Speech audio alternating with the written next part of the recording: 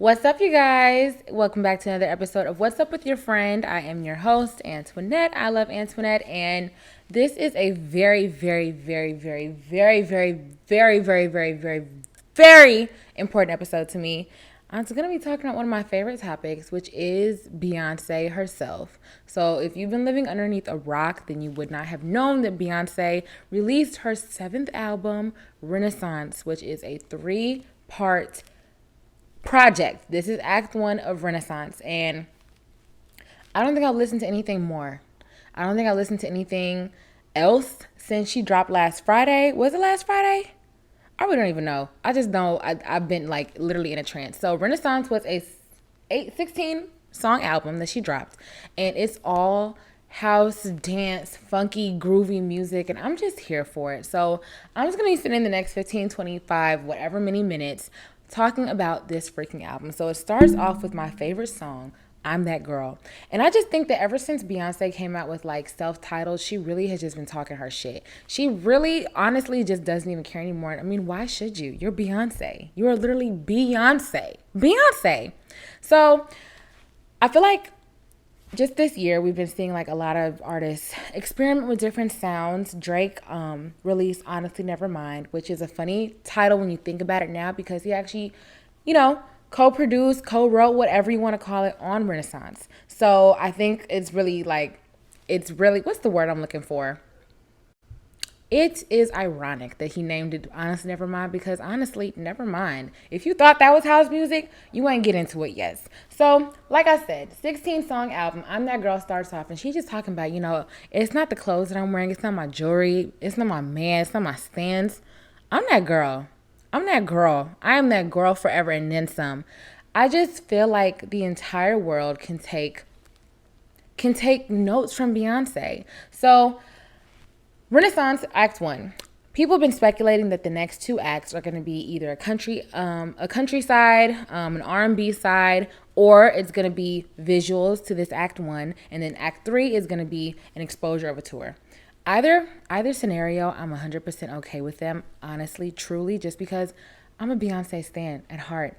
This is really kind of just awoken something in me. I think we as a society are kind of over the gun toting, trapping, capping type music.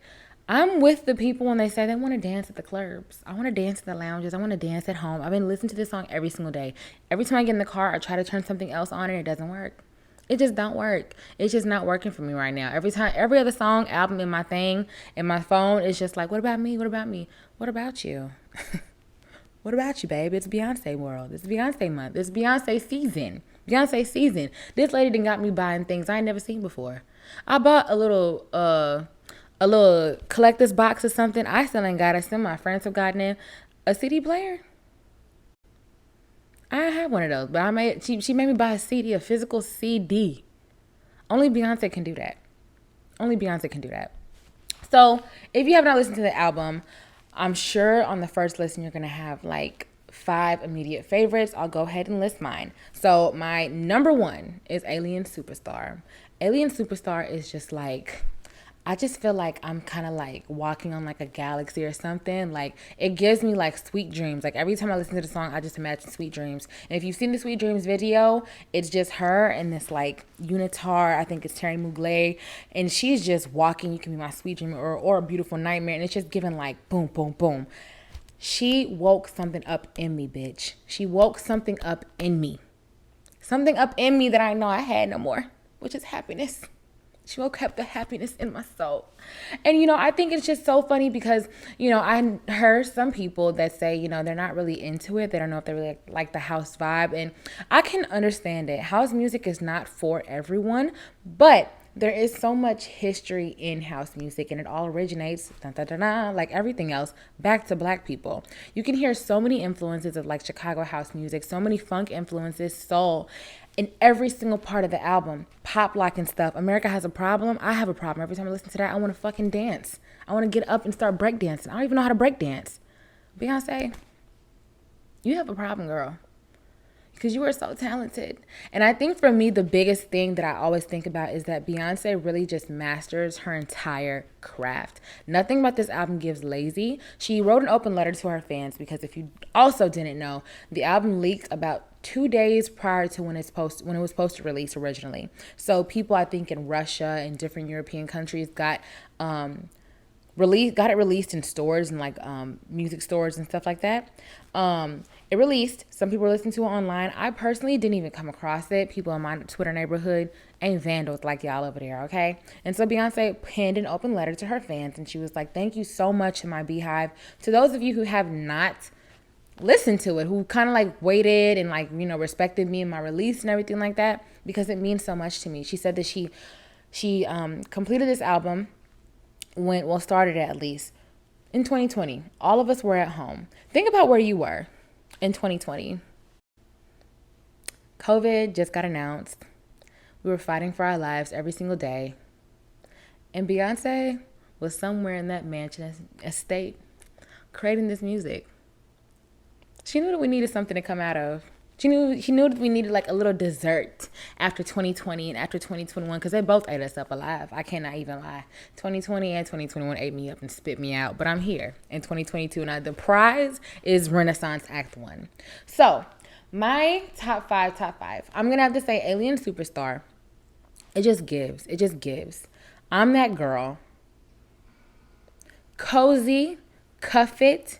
Plastic off the sofa and America has a problem, I have to say. But it's just so funny because that may be my top 5 or 6 today. Tomorrow it might be a different thing. Every time I listen to this album, it's just something new that I hear. A new riff, a new run, a new beat, a new transition. I'm just like, this girl is so cold. I think people like to,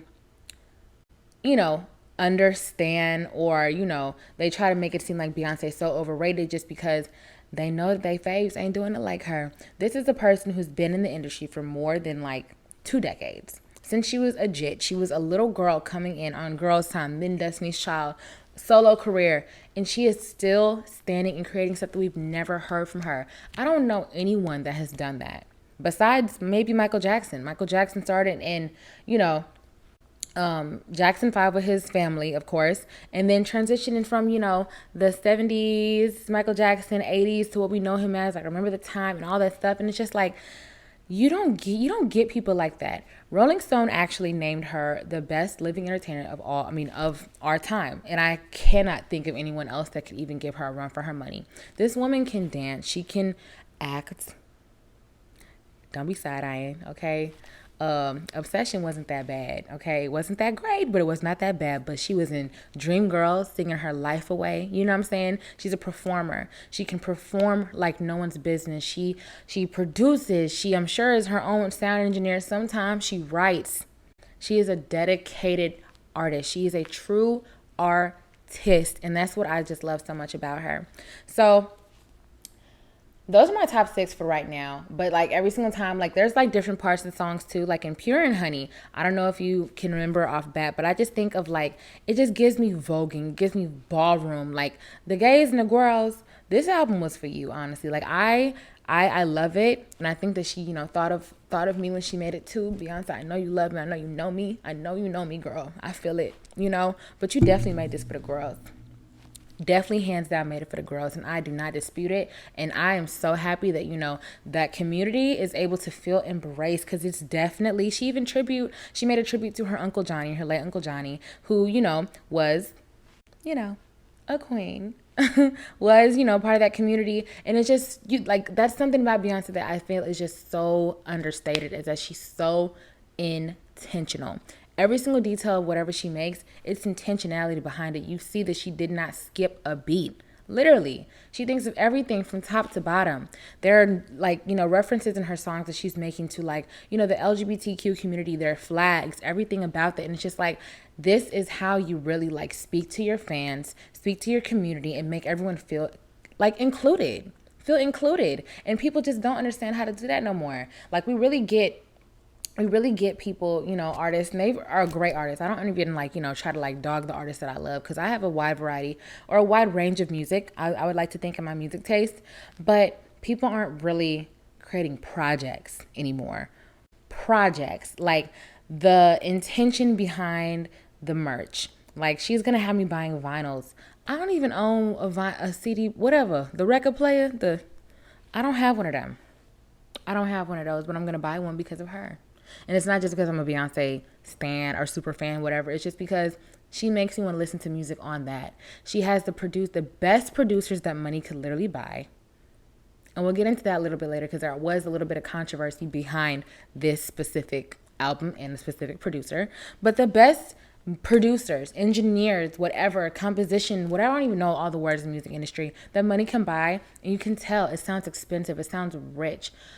Nothing about this project sounds mediocre. So if you listen to Honestly Nevermind by Drake, I can honestly tell you that I did not finish the entire album. I think I tried to listen to it. I may have listened to it all the way once, but it was kind of giving background music. I really didn't pay attention to it.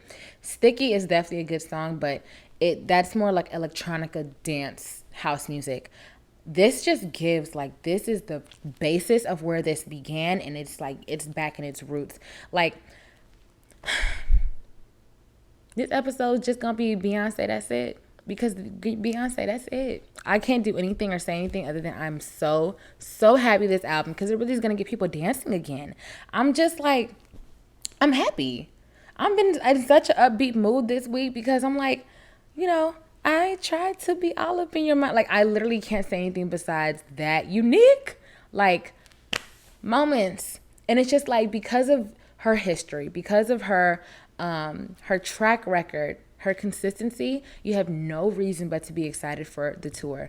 I know I'm gonna have to probably sell a foot of mine, go ahead and take out a mortgage or something, a loan, something to pay for these tickets, but I'm going there. I'm going because she's going to make such an impact with this tour whenever it is. I've also been hearing some rumors. Let me know what you guys think about this. Do you think this is kind of like a prelude to her retirement? So, of course, the Beehive, just like any other stan base, is, pretty, they're pretty, I'm definitely part of the Beehive, but I don't think I'm hive stan. They're very inquisitive. They're very sharp. They, can kind of come up with some type of what's the word for it? You just kind of have these theories in your mind, and they are literally saying act one is going to be this Renaissance is this, I saw one TikTok actually today where she was talking about, Renaissance is going to be her entire love of music showcased in this last, this is for you, my fans, before she kind of ducks off and really goes into her family life. And I wouldn't be shocked or surprised if this is to be true, just because, like I said, she's very intentional. But if we get a 3-part album, if we get 3 parts and we get 3 different genres out of Beyonce, I feel like it's going to be kind of like a thank you letter to us all, because Beyonce has done R&B. She's done the pop. She's done even a little bit of country with on Lemonade. But, we haven't gotten a lot of music from Beyonce in a long time. The last project that we really got from her was Lion is King, and that really wasn't what we wanted to hear. It was for the movie, so it did what it needed to do for that purpose, but it wasn't really like Beyonce that we know. People, me included, I want to hear something like 4 again. I want to hear something even though Lemonade was really, really good, I want something that's gonna make me feel wow, Beyonce, B-Day, self-titled, those were albums that you saw her putting in everything. Listen, I'm here and I'm fighting for my spot still, and I really haven't even reached the levels that I know that I can go. And I feel like Renaissance is kind of gonna be a culmination of everything that she's done. She can sing from here to left to right to behind you, behind me, in front of everybody. She can sing circles around anyone you put in front of her. She can dance her behind off. Beyonce is an entertainer. She is an athlete on that stage. It's not stated enough how good of a dancer she is. She is technical. And it's just this is going to be her farewell project for us. It makes me a little bit sad, but I can honestly say that as a Beyonce fan, since I was a little girl, I appreciate everything that she's given us. She's never given us a lazy project, never has given us a throwaway track. She's always given us something that's just you know what? I can go back to that and I can just appreciate her craftsmanship, her creativity, every single thing that she's ever done. And I honestly feel emotional thinking about it because, like, we really won't get another person like Beyonce in this lifetime. It's crazy to think about, but it's also, like, a blessing to see someone who just, encompasses everything of what a true, hardworking talent is. Like, no matter what your craft, your industry is, she shows you that, like, if you put your mind to something, are dedicated, is consistent, stay out the way, you can really get to what you want to get to and really carve out a lane specifically for yourself. She doesn't have any peers at this point. People always say Beyonce's peers. And I even said Beyonce's peers. She don't have no peers. She don't have no peers. She doesn't have any peers. No one can even try to compete with her. Beyonce is going to be on the tip of our tongues for the next rest of this year. What's this month? August. It's the 8th month of the year. We got 4 of these left. And I can guarantee you by next summer, we still going to be talking about it because I'm sure that we're going to be touring by that time. If monkeypox don't take us all out, goddamn, I don't know. But anyway, let's get into some of the drama behind this album. So if you also have not been on any social media, Kelis, Miss Milkshake brings out our girls to the yard, or the boys to the yard. She has been making some noise and unfortunately a little bit of controversy about this album because I think a beat selection from Milkshake actually was sampled on the song, what was it, Heated? I believe it was Heated. And to my knowledge, I'm not 100% even like sure exactly what happened, but from Kelis's mouth, she says that a fan page of hers pointed out that there was going to be a collaboration between Beyonce and Kelis on her upcoming album, Renaissance. And Kelis didn't really, I guess, understand like how is it going to be a collab because we all see things after they happen. That's with anything in the industry. You see and hear after it happens. It could be months, weeks, days, whatever, hours, but they see it first. We just hear from them. She basically said that Pharrell, who I think produced on that song, backdoored her and kind of, made it, I don't know, just an uncomfortable situation because no one reached out to Kelis directly to ask if they could use that specific sample. And when I tell you, the way that is, like, I love Kelis. I like Kelis, I really do. But the way that you can't even really hear the drums in that specific section, or to even, like, okay, like, how, like, in Burna Boy's Last, he sampled Toni Braxton. He wasn't bad enough for me, You can hear the runs. You can hear, like, the interpolation. You can hear all that to be like, oh, that's a sample. Baby, you really can't even hear anything in that to make you think that was Kelis's song. The problem lies in, allegedly, it was Pharrell who kind of, like, made this shiesty move. And people are kind of, like, going back and forth about it. My thing is, I'm not an artist, I'm not a musician, but I understand what acknowledgement feels like. I understand what, people playing in your face and gaslighting you feels like. So I can understand what she means by, someone could have told me. Someone could have told me instead of me just finding out. The problem is, Kelis doesn't own her masters. Pharrell owns her masters. Pharrell and his label own her masters. And this is something that I found out. When it comes to things like that, there are, I guess, just some legalities that make her not, they don't owe you a call. They don't owe you anything. They don't owe you, a written note. Beyonce don't owe you a bunch of flowers saying love you deep. That's her thing, but she don't owe you that.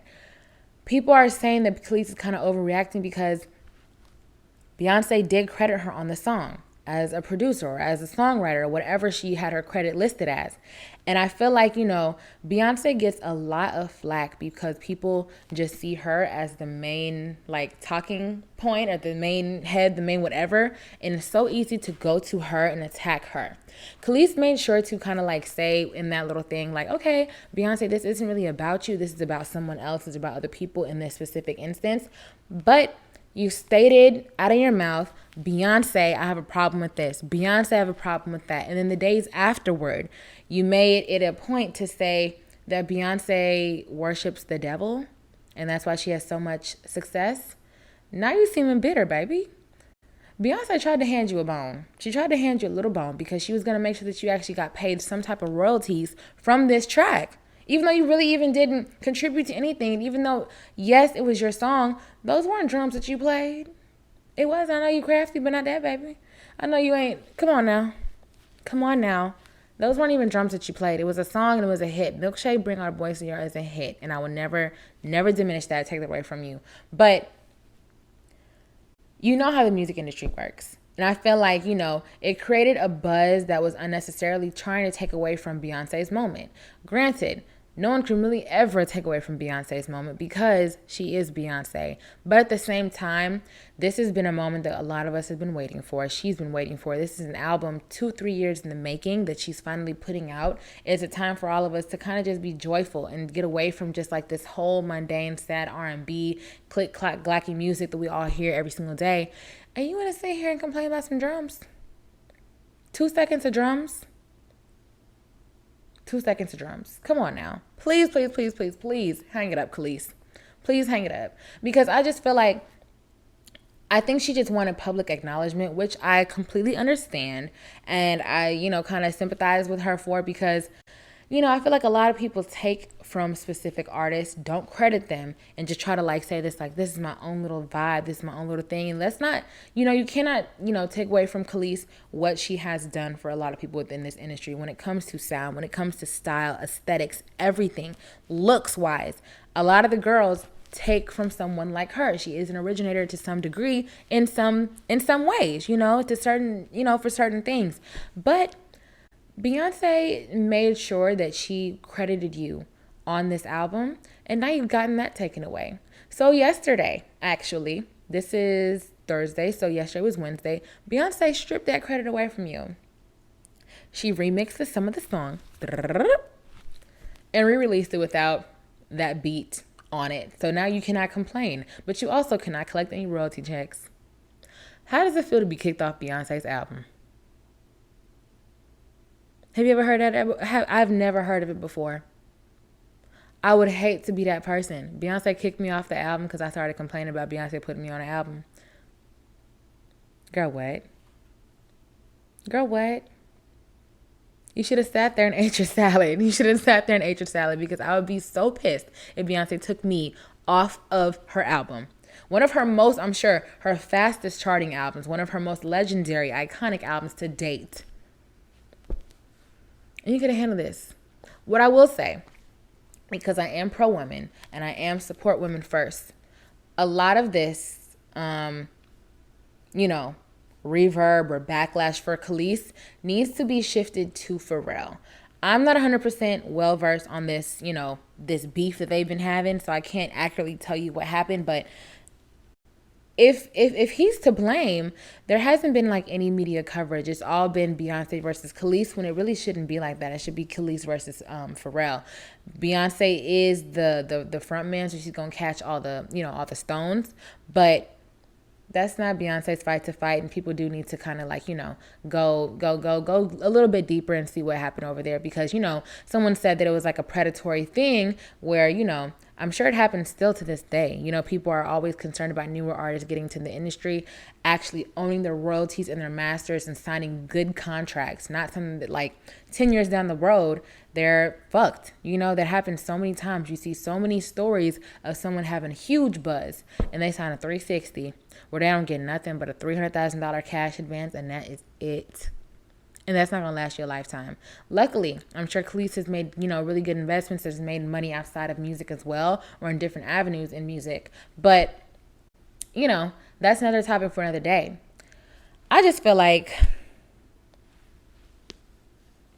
this is a renaissance, baby. You're not going to take away from you won't break my soul.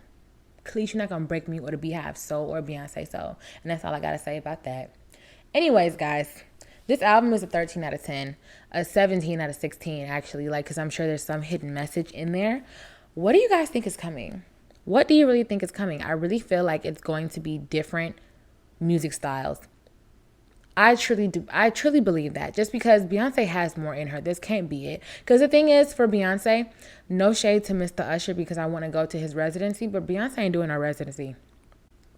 So what is she going to do to close out her career? Because Beyonce will retire one day. She's not going to be able to, keep going up until 55 years old dancing at full speed like that. Like we see the greats like Janet doing on, going on some like tours, but Beyonce doesn't have to. She has enough money, enough fame, enough accolade, enough reward, enough anything to just sit at home with her 3 children, her husband, her family, and just chill for the rest of her life. But Beyonce loves this. Beyonce was literally made to be a superstar.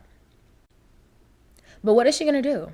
How is she going to close out this amazing career of hers? Because no one, I always think about who's going to be the one to give a Beyonce tribute. Beyonce going to be giving a Beyonce tribute. It's given very much Fantasia Barrino movie. Playing, starring, featuring Beyonce, Giselle Knowles Carter. Because who is going to do that?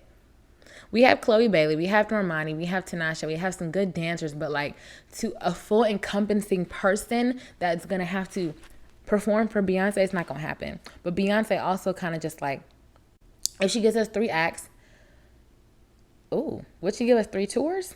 No, she wouldn't. I feel like if Beyonce to give a farewell tour, she would give us, that's going to be something different. I don't know if I'd be able to handle it. I don't know if I could afford it either, because that sounds very expensive. But from Baby Boy to Alien Superstar, that is decades worth of work that she had to perform and kind of try to make a show out of. I'm just so excited because Beyonce is someone who makes you excited about music, and that's what we miss a lot from our industry nowadays. People don't make you excited.